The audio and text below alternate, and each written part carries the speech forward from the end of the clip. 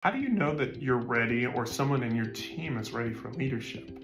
So, one of the things that is very important to understand is that a leader is actually, while they've been given a position of power, based on kind of the biblical idea of leadership, is we have Mark 10:43 say, "Whosoever wants to become great among you must be your servant first." So what God's saying in this instance is that we, as leaders, we're here when we're specifically been given a privilege to allow ourselves to serve others first.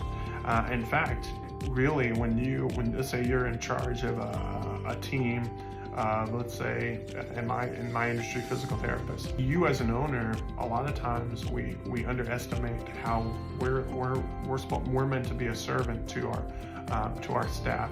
And what you're going to find is the momentum that they see from you is also going to replicate, and they'll be a servant to the patients that they treat, the team members around them. But leadership is more about servanthood than it is actually about I make all the decision, everything comes from my point of view. And God actually showed leadership right before he got crucified. He actually had a meal with his disciples and actually made sure that he washed the feet of each disciple. And in fact, the disciple that didn't want to have his feet washed by God actually said that if you don't let me wash your feet, you have no part in me.